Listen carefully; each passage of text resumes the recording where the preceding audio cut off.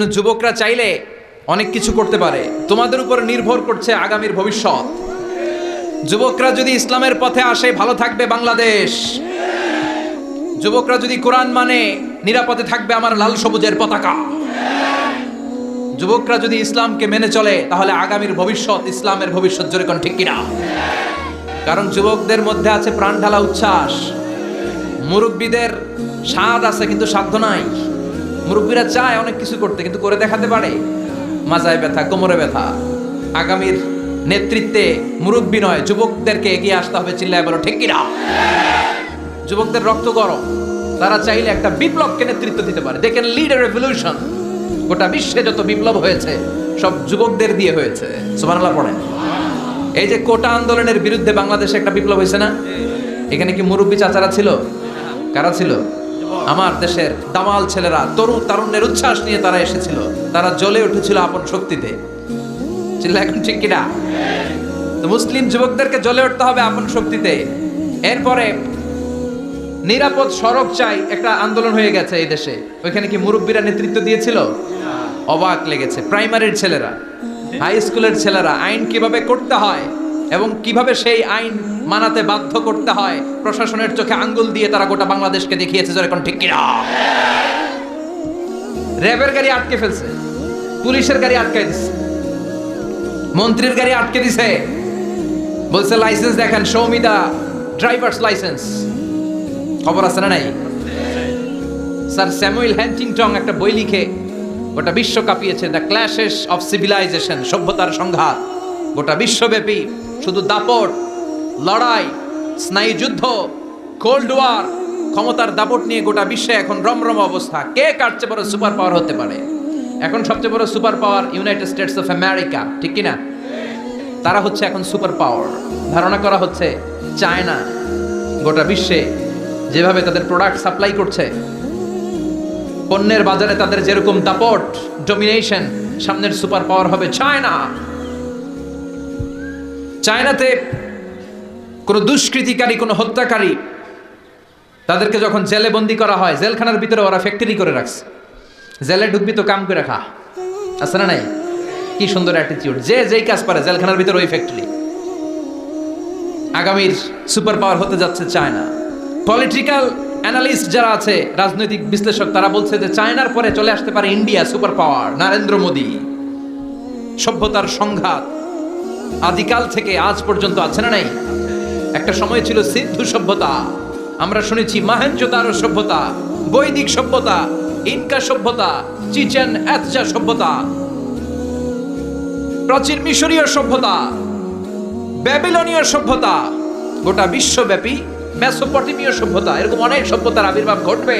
আবার কালের বিবর্তনে, সময়ের আবর্তনে এরা হারিয়েও যাবে।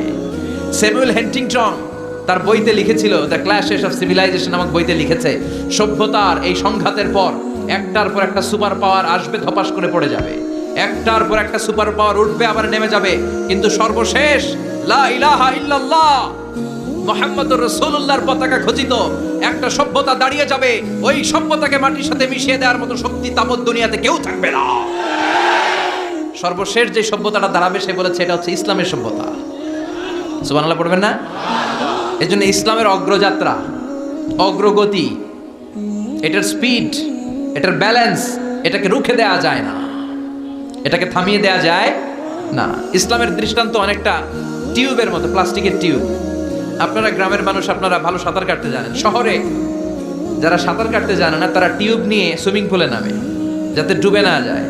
জানেন, এই টিউবগুলা পানিতে ডুবানো যায় না। টিউব যতই আপনি পানির নিচে ডুবাইতে যান, এটা কি করে? উপরে ভেসে ওঠে। ইসলামের বৈশিষ্ট্যটা অনেকটা এরকম। এটা ডুবাইতে চাইলে এটা খালি উপরে ওঠে। সুবহানাল্লাহ করবেন না? ইসলামের বৈশিষ্ট্য অনেকটা চারা বীজের মতো। চারা বীজ, বীজ রোপণ করি না আমরা মাটিতে, ওরা ওদের মুখের ফুৎকারে ইসলামকে নিভিয়ে দিতে চায়। ওরা ইসলামকে মাটির নিচে গেড়ে ফেলতে চায়, কিন্তু ওরা জানে না ইসলাম হচ্ছে চারা বীজের মতো। চারা বীজ মাটিতে গেড়ে দিলে কি হয়? হ্যাঁ, ডালপালা সহ এটা উপরের দিকে বেড়ে ওঠে। চিল্লায় বলেন ঠিক কিনা? এজন্য ইসলামের অগ্রযাত্রাকে কেউ থামিয়ে দিতে পারবে? ওই ইসলাম পেয়ে আমরা খুশি না বেজার? এজন্য সোশ্যাল মিডিয়াতে আমরা ইসলামের পক্ষে কাজ করব। যত ভালো ভালো কথা আছে, কথামালা আছে, স্ট্যাটাস আছে, ভিডিও ক্লিপস আছে, এগুলো আমরা শেয়ার করব ইনশাল্লাহ। পড়েন যুবক ছেলেরা, তোমাদের স্মার্টফোনগুলারে ইসলামের পক্ষে ব্যবহার করবা। এই স্মার্টফোন হবে ইসলামের পক্ষের শক্তির হাতিয়ার। চিল্লায় বলেন ঠিক কিনা? এটা দিয়ে শুধু সেলফি মারলে হবে না। এখন খালি পোলাপান দুমায়া সেলফি তোলে, কি তোলে? আমাদেরকে পাইলেও সেলফি তোলে, আম করেও সারে না। হুজুর একটা সেলফি, আবার সেলফি তুলতে গেলে হাতটা এইভাবে করে রাখে, এইভাবে বাঁকা করে থাকে। আমি বললাম এটা কি স্টাইল? হুজুর এটা গ্যাংনম স্টাইল। কি style? It's a Gangnam style. আচ্ছা না নাই? এজন্য প্রযুক্তির কল্যাণে আমরা যা পেয়েছি, আমরা চাইলে এটাকে ইসলামের পক্ষে ব্যয় করতে পারি, ঠিক কিনা? আল্লাহ তুমি বুঝার তৌফিক দাও। আর জোরে পড়েন আমিন। 26তম মাহফিল, এই মজলিসের বিরুদ্ধে যারা ষড়যন্ত্র করে তাদেরকে রুখে দিতে হবে। চিল্লা এখন ঠিক কিনা? গোটা বিশ্বব্যাপী ইসলামের বিরুদ্ধে ষড়যন্ত্র আসলে সেগুলোকে রুখে দিতে হবে, ঠিক কিনা? আমি সোজা সাপটা যে অ্যানাউন্সমেন্টটা মানুষকে দেই যে 4টা জিনিসের ব্যাপারে আমাদের ইমোশন ভেরি সেন্সিটিভ। এক হচ্ছে আমার রব।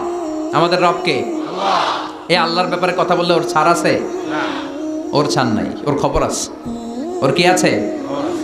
90%-এরও বেশি মুসলমান এদেশে। সেদেশে আমার রবকে নিয়ে তুমি কটু কথা বলতে পারো না। তুমি নাস্তিক, খুব ভালো, তুমি 4 দেয়ালের ভিতরে থেকে নাস্তিকতা নিয়ে বসে থাকো, কিন্তু তুমি ইসলাম নিয়ে কটূক্তি করতে পারো না। চিল্লা এখন ঠিক কিনা?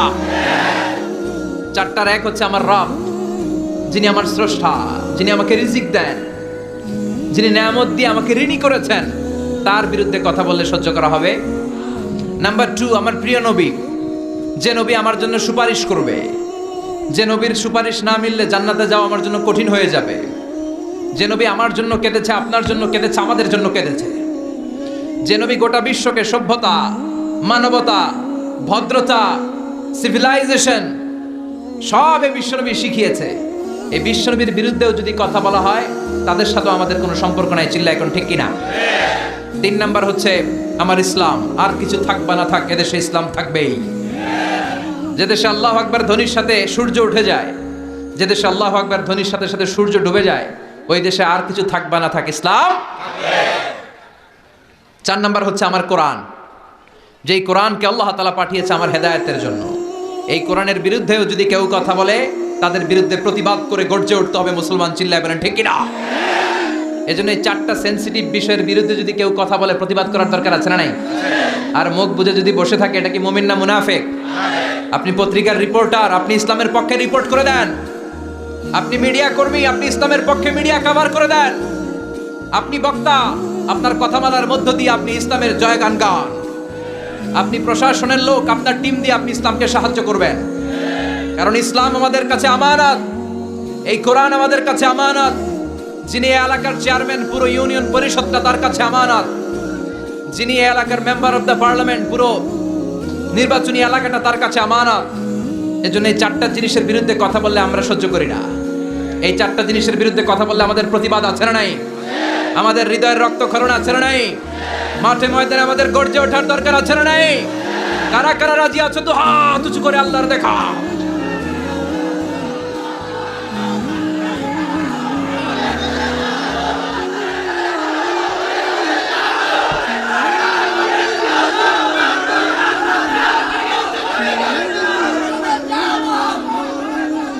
আল্লাহ আমাদের স্লোগানকে তুমি কবুল করো। আমরা যেন আমাদের স্রষ্টার উপর অগাধ বিশ্বাস রেখে ইন্তেকাল করতে পারি, তৌফিক দাও। বিশ্বনবীর ভালোবাসা যেন আমাদের অন্তরে থাকে, তুমি তৌফিক দাও।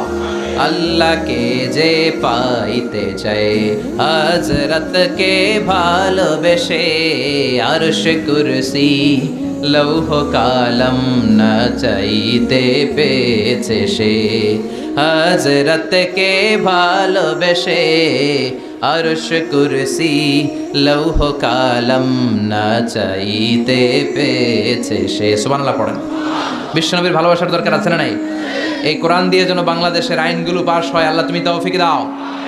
সংসদ ভবনে যেন কোরআনের চর্চা হয়, তুমি তৌফিক দাও। পুরো দেশব্যাপী কোরআনের কথাগুলো তুমি ছড়িয়ে দাও। কোরআন দিয়ে যেন আমরা আমাদেরকে আলোকিত করতে পারি।